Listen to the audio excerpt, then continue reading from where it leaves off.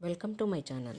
ఈరోజు మన ఛానల్లో బెండకాయ బజ్జీ చూపించబోతున్నానండి. దానికి కావాల్సిన పదార్థాలు: ఒక కడాయి పెట్టుకొని దాంట్లో నూనె వేసుకొని ఆవాలు వేసుకోవాలండి. ఆవాలు వేగిన తర్వాత జీలకర్ర వేసుకొని వేయించుకోవాలి.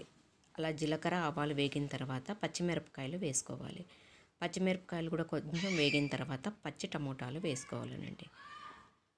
కొంచెం టమోటాలను అలా ఫ్రై చేసుకొని పెట్టుకుంటే చాలా బాగుంటుందండి.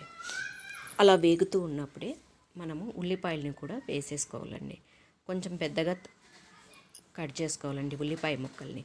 అప్పుడే బెండకాయ బజ్జీలో కొంచెం తగులుతూ ఉంటే ఉల్లిపాయలు టేస్ట్ బాగుంటుంది. ఇలా కొంచెం వేగిన తర్వాత మనము బెండకాయల్ని కూడా ముక్కలు చేసుకొని వేసుకోవాలి. దానికి తగినంతగా ఉప్పు కూడా వేసుకోవాలి.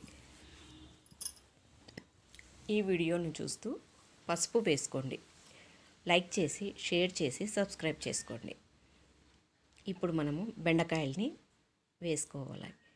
ఇలా బెండకాయల్ని వేసుకొని కొంచెం వేగిన తర్వాత మూత పెట్టుకోవాలండి.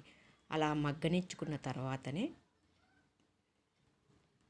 మనము మిక్సీ పట్టుకోవాలండి. బెండకాయల్ని అన్నిటినీ కలిపి ఉల్లిపాయలు, టమోటాలు, పచ్చిమిరపకాయలు, బెండకాయలు, కొంచెం చింతపండు కూడా వేసుకోండి. ఉప్పు, పసుపు అన్నీ కలిపి వేయించుకుని మగ్గిన తర్వాత మిక్సీ పట్టుకోవాలండి.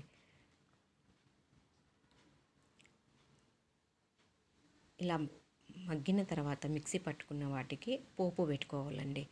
దానికి పోపుకు ఆవాలు, జీలకర్ర, ఉద్దిబేడలు, పచ్చిశనగపప్పు దూరగా వేయించుకోవాలండి. తర్వాత కరివేపాకు వేసుకోవాలండి. అవి వేగిన తర్వాత మనం మిక్సీ పట్టుకున్న బెండకాయ బజ్జీని ఇలా వేసి కలుపుకోవాలండి.